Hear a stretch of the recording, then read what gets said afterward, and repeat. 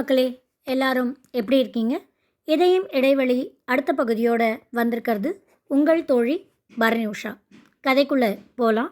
அதுக்கு முன்னாடி இந்த கதையை லைக் பண்ணுங்கள், ஷேர் பண்ணுங்கள், சப்ஸ்கிரைப் பண்ணுங்கள். உங்களுடைய கருத்துக்கள் எல்லாத்தையும் எங்களுக்கு கொடுங்க. உங்களுடைய கருத்துக்கள் அப்படிங்கிற பூஸ்ட்டை குடிச்சிட்டு தெம்பா அடுத்தடுத்த பகுதியோட சீக்கிரமாக உங்களை சந்திக்கிறதுக்கு வரேன். வாங்க இப்போது கதைக்குள்ளே போகலாம். இதயம் இடைவெளியில் பகுதி 7. டேய், பேசிக்கிட்டே இருந்தால் யாராவது வந்துட போகிறாங்க, சீக்கிரம் ஏற்றுங்கடா வண்டியில் சொல்லிவிட்டு மூவரும் சேர்ந்து அவள் வாயை மூடி வண்டியில் ஏற்றினார்கள். பெண்மை போற்றுவோம், இப்படிப்பட்டவர்களிடம் சொல்லலாமா? நியாயம், தர்மம், உண்மை, அன்பு, கருணை, இவர்களிடம் எனக்கே காமெடியாக தான் இருக்குது. இந்த மாதிரி பொறுக்கிங்க கிட்ட சொல்லலாமா? இன்னும் மணி இரவு 9 ஆகவில்லை. இதில் காந்தி ஆசைப்பட்ட மாதிரி பெண்கள் எங்கேருந்து நள்ளிரவில் ரோட்டில் நடந்து போகிறது? மீராவை காப்பாற்ற கிருஷ்ணன் வந்தானா? இவளை வாய்ப்பொத்தி வண்டியில் ஏற்றும் முன்பே எதிர்பாராத நேரத்தில் அங்கே வந்தது போலீஸ் ஜீப். அவர்கள் நின்றிருந்த இடம் ஒரு திருப்பத்தில் இருந்தது. அதனால்தானோ என்னவோ அவர்கள் யோசிக்கும் முன்பே வந்து நின்றிருந்தது அந்த வண்டி. வேகமாக இறங்கிய இன்ஸ்பெக்டர் ஸ்பூர்த்தி அவர்கள் மூவரையும் முகத்தில் விட்ட குத்தில் மூக்கிலிருந்து ரத்தம் கொட்டியது. மீராவின் இடுப்பை கிள்ளியவனுக்கு கை முறிந்தது. மற்றவர்கள் அவர்களை அடித்து வண்டியில் ஏற்றினார்கள். இப்போது இன்ஸ்பெக்டர் மீராவிடம் என்ன ஏது என்று விசாரித்து கொண்டிருந்தார். மீரா எவ்வளவோ முயன்றும் பயத்தை, அழுகையை அவளால் கட்டுப்படுத்தவே முடியவில்லை. ஸ்பூர்த்தி அவள் கையை பிடித்துக்கொண்டு ஆறுதலாக பேசி மெதுவாகத்தான் விசாரித்து கொண்டிருந்தார். அனைத்து காவலர்களுமே மோசம், கோபக்காரர்கள் என்று சொல்லிவிட முடியுமா? முடியாது. எல்லா துறையிலும் நல்லவர்களும் இருப்பார்கள், தீயவர்களும் இருக்கத்தான் இருப்பார்கள். ஸ்பூர்த்தி அப்பாவிகளுக்கு வேறுமுகம், குற்றவாளிகளுக்கு வேறுமுகம் காட்டுவதில் மிக தலைச்சிறந்தவள். அவள் ஒரு லிப்ஸ்டிக் போட்ட 6 அடி அழகி. கை பிரேஸ்லெட்டை இறக்கி ஒரே ஒரு பார்வை பார்த்தாலே போதும். பச்சை நிற கண்களை பார்த்த குற்றவாளிக்கு சர்வமும் அடங்கிவிடும். இவர்கள் இருவரும் பேசிக்கொண்டிருந்த போது அந்த வழியாக டாக்டர் மதுவின் வண்டி வந்தது. அப்போது எதேச்சியாக பெண்கள் இருவருமே அந்த காரை பார்த்தார்கள். காவலரின் பார்வை உன்னிப்பாக இருந்தது. மீராவுக்கு அது டாக்டரின் வண்டி என்பது தெரியாது. அதனால் அவளுமே உற்றுதான் நோக்கினாள்.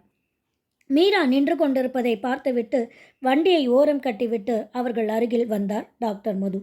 What Meera, what happen? Hello ma'am, I am doctor Madhukrishnan. இருவரும் கைக்குலுக்கி கொண்டார்கள். தெரிந்தவர் ஒருவரை பார்த்த நிம்மதி மீராவின் முகத்தில் இல்லை. பயம், பயம், அத்தனை பயம் அவள் முகத்தில் அப்பி கிடந்தது.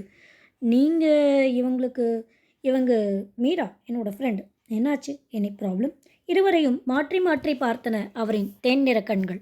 எஸ், ப்ராப்ளம் தான். இவங்க பஸ்ஸுக்கு வெயிட் பண்ணிகிட்டு இருக்கும்போதே இந்த 3 பொறுக்கிங்களும் மீராவை கிட்னாப் பண்ண ட்ரை பண்ணியிருக்காங்க. நல்ல வேளை சரியான சமயத்தில் நான் அங்கே எதிர்பாராமல் வந்ததுனால மேடம் தப்பிச்சிட்டாங்க. மதுவுக்கு மனதிற்குள் தூக்கி வாரி போட்டது. அவர் வெளியில் காண்பிக்கவில்லை என்றாலும் அந்த மங்கிய வெளிச்சத்திலும் அவரின் உடல் மொழியை சட்டென பார்த்து விட்டார் காவலர். ஓ, தேங்க்ஸ் லாட் மேம். உங்களுக்கு எப்படி தேங்க்ஸ் சொல்கிறதுனே தெரியல. உங்களுக்கு தெரியாதது எதுவும் இல்லை டாக்டர். அந்த கடவுளுக்கு நன்றி சொல்லுங்கள். ரொம்ப பயந்து போயிருக்காங்க. முதல்ல இவங்கள பாருங்கள். காலையில் எவ்வளோ சீக்கிரம் முடியுமோ ஸ்டேஷனுக்கு வந்து ஒரு கம்ப்ளைண்ட் மட்டும் எழுதி கொடுத்துருங்க. அதற்குள் கான்ஸ்டபிள் இவளின் கைப்பையை எடுத்து கொடுத்திருந்தார். ஜிப்பை திறக்கவே இல்லை. அதனால் எதுவும் தொலையவில்லை. Yes sure ma'am, this is my card. எப்போ வேணுனாலும் எந்த ஹெல்ப்பு வேணுனாலும் தாராளமாக நீங்கள் எனக்கு கால் பண்ணலாம். எப்பயுமே ஹெசிடேட் பண்ண வேண்டாம். அவரின் கார்டை பார்த்தவருக்கு திருப்திகரமாக இருந்தது. ஷோர். மீராவுக்கு வாயில் வார்த்தைகள் வரவில்லை. பதிலாக கையெடுத்து கும்பிட்டாள். அவள் கண்களிலோ கண்ணீர் தார தாரையாக கொட்டி கொண்டிருந்தது. இட்ஸ் ஓகே மீரா, பயப்படாதீங்க. தைரியமாக இவர் கூட போங்க. எப்போ எது வேணுனாலும் யோசிக்கவே யோசிக்காதீங்க. உங்களுக்கு ஒரு நல்ல ஃப்ரெண்ட் நான் இருக்கேன். ஓகேவா? நீங்கள் இப்போ இவர் கூட போங்க. மருத்துவரிடமும் சொல்லிவிட்டு ஸ்பூர்த்தியும் கிளம்பிவிட்டார். மது மீராவை தன்னுடைய காரில் ஏற்றிக்கொண்டு புறப்பட்டார். சிறிது நேரம் ஆனது. சற்று தூரம் சென்று விட்டார்கள். ஆனால் மீராவிடமிருந்து இன்னும் எந்த வார்த்தையும் வாயிலிருந்து வரவே இல்லை. அவள் கண்களிலிருந்து கண்ணீரும் நிற்கவில்லை. Meera, are you alright? அவள் கை தொட்டு கேட்டவர் வண்டியை ஓரம் கட்டினார். சட்டென அவர் தோளில் சாய்ந்தவள் தேம்பி தேம்பி அழுது கொண்டிருந்தாள். குழந்தையை சமாதானப்படுத்துவது போல அவளை அவர் சமாதானப்படுத்தினார்.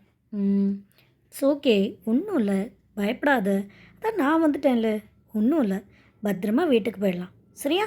பயப்படாத. சாரி டாக்டர், சாரி, நான் ரொம்ப பயந்துட்டேன். தன்னை தேற்றிக்கொள்ள முயன்றாள். முடியவில்லை. சிரமப்பட்டாள். ரொம்ப பயந்துட்டேன் டாக்டர். அவங்க என்னை வண்டியில் ஏற்றுறதுக்கு ஜஸ்ட் 2 அடி தான் மிச்சம் இருந்தது.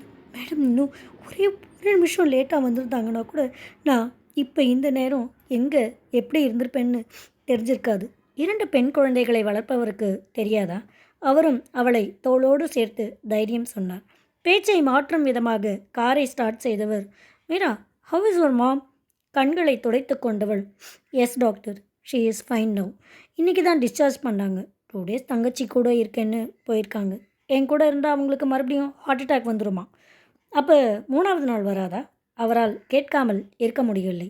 அவளிடமிருந்து விரக்தி சிரிப்பு தான் வந்தது. நேராக சாலையை வெறித்து கொண்டிருந்தவள் இப்போது முகத்தை இடப்புறம் திருப்பி சாலையை பார்க்க ஆரம்பித்தாள். வீட்டில் யாரும் இல்லைன்னா எங்கள் வீட்டுக்கு வந்துடுங்களே மீரா. இப்போ நைட் டைமில் எதுக்கு தனியாக வீட்டுக்கு போயிருக்கணும்? ஏற்கனவே ரொம்ப பயந்து போய் வேறு இருக்கீங்க. சேச்சே, ஏற்கனவே நான் அழுது உங்கள் யூனிஃபார்மை வேறு அழுக்கு பண்ணி வச்சுருக்கேன். அதுக்கே உங்கள் மனைவி என்ன சொல்ல போகிறாங்களோ? இல்லை நான் உங்கள் வீட்டுக்கு வேறு வந்து தொல்லை கொடுக்கணுமா? என்னோடய மனைவி அவ்வளோலாம் மோசம் கிடையாது. என்னோடய ட்ரெஸ்ஸுக்கு மட்டும் இல்லை, எனக்கும் போதான். அதில் இருந்த இரட்டை அர்த்தத்தை அவள் புரிந்து கொண்டாள். கூடவே அந்த விளம்பரமும் நினைவுக்கு வந்தது. அவர் சொன்ன விதத்தில் அவளுக்கு சிரிப்பு வந்துவிட்டது.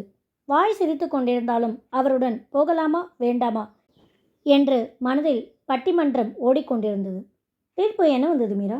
எதுக்கு? அதான், இவன் நல்லவனா கெட்டவனா, எதுக்கு வீட்டுக்கு கூப்பிடுறான், நம்பி போகலாமா வேணாமா, இதுதானே. இவள் மனதை வெகு சுலபமாக கண்டு கொண்டாரே. இருதய டாக்டர் என்பதால் இருக்குமோ? இல்லை, மனதையும் படிப்பவரா?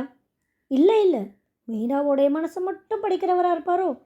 ஏங்க, என்னை பார்த்தா உங்களை வீட்டுக்கு கூட்டிகிட்டு போய் ரேப் பண்ணுற ஆள் மாதிரியா தெரியுது? பதிலாக சிரிப்பை தந்தவள், உங்கள் கூடவே வரேன், சம்மதத்தையும் சேர்த்தே தந்தாள். அவர்கள் வீட்டிற்கு சென்றவள் அந்த இடத்தை பார்த்து பிரமித்து தான் போய்விட்டாள். பிரமிக்கிற அளவுக்கு என்ன இருக்கும்? நாமும் அவர் வீட்டுக்கு போகலாமா? ஆமாம், இந்த எபிசோட் குட்டியாக தானே இருந்திருக்கு. வாங்க, அடுத்த எபிசோடில் நம்ம மீராவோடு சேர்ந்து அவர் வீட்டுக்கு போகலாம். இதயம் இடைவெளியில் பகுதி 8. டாக்டர் அவளை தன் வீட்டிற்கு அழைத்து வந்தார். கேட்டிலிருந்து உள்ளே வருவதற்கே 10 நிமிடங்களாவது ஆகும். நான் சொன்னது வண்டியில் வர்றதை பற்றி தாங்க.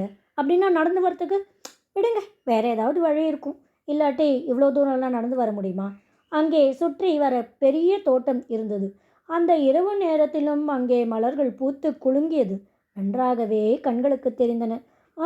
அதிலிருந்து வரும் வாசத்தை ஆழ்ந்து மூச்செடுத்து அனுபவித்தாள் மீரா. இன்னும் ஏதேதோ வர்ணனைகள் செய்ய ஆசைதான். இதெல்லாம் நம்ம தான் வழக்கமாக எல்லா கதைகள்லையும் படிக்கிறது தானே. ஆனால் இங்கே அப்படி இல்லை. ஆனால் பாதி நிஜம். ஏன்னா இவர் இருக்கிறது சேப்பாக்கத்தில் எம்எல்ஏ தங்கும் விடுதிக்கு பக்கத்தில். அங்கே இவ்வளோ பெரிய அப்பாட்டக்கிற வீடு அளவுக்கெல்லாம் எனக்கு கற்பனை வரலைங்க. ஆனால் அவர் இருந்தது ரொம்ப பெரிய அடுக்ககம்தான். காரின் எண்ணெய் பார்த்ததும் அங்கே இருந்த ஆட்டோமேட்டிக் கேட் திறந்து கொண்டது. நின்றிருந்த காவலாளி சல்யூட் வைத்துவிட்டு கார் எண்ணை பதிவிட்டு கொண்டார். கார் எங்கெங்கோ சென்று ஏதோ ஒரு பேஸ்மெண்ட்டில் பார்க்கிங்கில் வந்து நின்றது. வண்டி ஓட்டியது என்னவோ அவர்தான். இதையெல்லாம் பார்த்தவளுக்குத்தான் மிகவும் களைப்பாக இருந்தது. அதெல்லாம் இல்லைங்க, வாசகர்களுக்கு மட்டும் ஒரு ரகசியம் சொல்லுவா. இவ்வளோ பெரிய அப்பார்ட்மெண்ட்டு அப்படின்னா இவ்வளோ கரண்ட் பில் ஆகும், இவ்வளோ காவலர்கள், வேலை செய்கிறவங்க எத்தனை பேர் இருக்கணும், அப்படின்னா மாதத்துக்கு எவ்வளோ ரூபா மெயின்டெனன்ஸ் கொடுக்கணும் என்று மனதில் கணக்கு போட்டு தான் பெண்ணிற்கு களைப்பு வந்து விட்டது. ப்ளீஸ் ப்ளீஸ், இதை பற்றி யாரும் டாக்டர்கிட்ட சொல்லிடாதீங்க, அப்புறம் மீராவுக்கு அசிங்கமாக போயிடும்ல. இவர்கள் கார் நிறுத்தத்திற்கு அருகிலேயே லிஃப்ட் இருந்தது. 10வது மாடி செல்ல வேண்டும். லிஃப்டிற்குள் நின்றிருந்தவள் ஆழ்நிலை உறக்கத்திற்கு செல்வதற்கு முன்பே மருத்துவரின் குரல் அழைத்தது. வாங்க மீரா, ப்ளீஸ். அவர் நின்று கொண்டு அவளை முன்னே அனுப்பினார். 10/4 வாங்க. அவரின் அடிவொற்றி நடந்தாள் மீரா. என்ன மக்களே, இந்த எபிசோடு கொஞ்சம் ஜாலியாக இருந்தது இல்லை? ஃபஸ்ட் எபிசோடு, அதுக்கப்புறம் 2வது எபிசோடு எனக்கு ரொம்ப பிடிச்ச எபிசோடு. உங்களுக்கும் பிடிச்சிருக்கோன்னு நினைக்கிறேன். சப்ஸ்கிரைப் பண்ணுங்கள், ஷேர் பண்ணுங்கள், கமெண்ட்ஸ் போடுங்க. சீக்கிரமாக நம்ம டாக்டர் வீட்டுக்குள்ளே என்ன நடக்குது அப்படின்னு பார்க்கலாமா? வேறு 2 புது கேரக்டர்ஸும் வரப்போகிறாங்க. நாம் அவங்களோட சேர்ந்து அடுத்த பகுதியில் சந்திக்கலாம். 2 இல்லைங்க, 3 பேர் பார்க்கலாமா? இதயம் இடைவெளியில் அடுத்த பகுதியோடு உங்களை சந்திக்கிறதுக்கு வரேன். இதுவரைக்கும் கேட்ட உங்களுக்கு எல்லாருக்கும் நன்றி. இதயம் துடிக்கட்டும். பாய்.